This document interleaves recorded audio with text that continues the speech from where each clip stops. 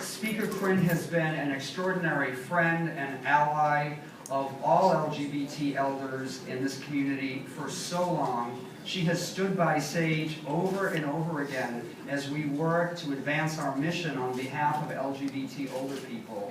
We have no greater friend, and it is my great, great privilege to introduce Speaker Christine Quinn.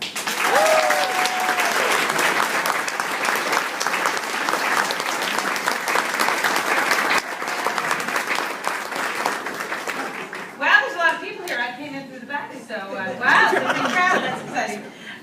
Roz, thank you, and all the members of the SAGE board presently and all the past members of the SAGE board for your guys' really, really terrific work. Being on the board of directors and chair of board of directors of a nonprofit group can often be a thankless act. So I just want to say thank you on behalf of everyone in the city of New York for your great service, everyone on the board to SAGE.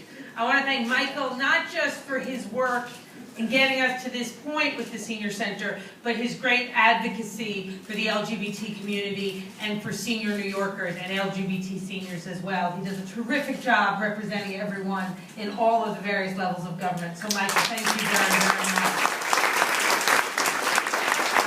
I want to thank our great partners in all things related to the senior community, the Department for Aging Commissioner Lillian Varias-Paoli. She is a really, we couldn't have a better partner.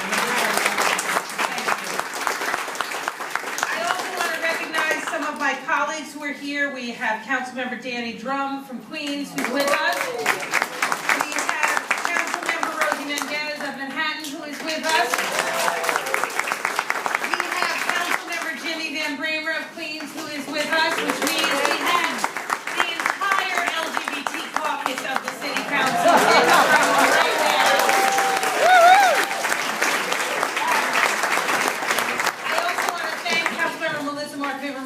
From Manhattan and the Bronx, who is with us.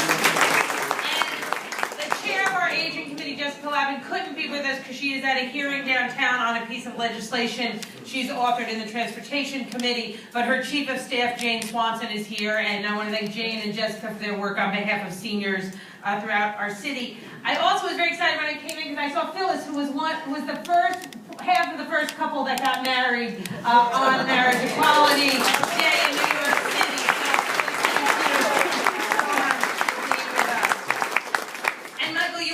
Gracious to thank myself and my colleagues for the $3 million allocation from the City Council. But the truth is, it's just LGBT seniors' tax dollars being given back, and I think it's a small down payment if you think about how much money LGBT seniors have given to the city of New York. You know, this is a beautiful space, and having a senior center for the LGBT community in a space this nice is incredibly important. It's important because space matters. What a space looks like matters. The quality of a space matters.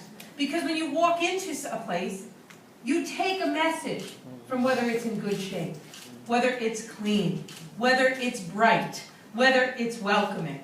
And having this center be all of those things and more sends a clear message about what the city of New York thinks of LGBT seniors, that we want to support you, that you're an incredibly important part of our community, that some of us want to be one day. And I just want to thank Michael for looking over the money so well that we could have a space as wonderful as this.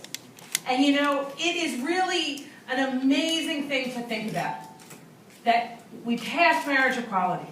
We have an LGBT Senior Center right here in Manhattan. There's a time not so long ago when both of those things would have seemed impossible. And we are sending a message today that the impossible is not only possible, it is expected and will continue in the city of New York for all of us, but in particular the LGBT community. You know, I was lucky enough to have one of my grandmothers with me until she was over 100 years old. She died when I was in my mid-20s. When I was in 4th grade, she and my aunt, after my grandfather passed away, moved out to Long Island to live with me and my father and my mother. And a lot of people thought, and being Irish, felt that it was appropriate to talk about this openly. We called her mom, said, oh, Mom won't make it now that Pa is gone. Without Pa, she'll just die. She can't make it. So she moved out when I was in 4th grade to Long Island. She lived till I was in my mid-20s. Honest to goodness, I think one of the key reasons she lived so long and so well was that every day she got up, every day she put her dress on, every day she went out into the driveway, took the folding chair out, sat in the folding chair, and waited for the bus to come that took her to the Glen Cove Senior Center every day. Eventually, she'd get off the bus, and a lovely man would walk her up the driveway. We never spoke of it or asked her about it. That senior center made all the difference in the world, because otherwise she would have sat home alone a lot of days. She didn't have to drive. She would have just stayed home alone. That senior center wasn't just a place for a meal.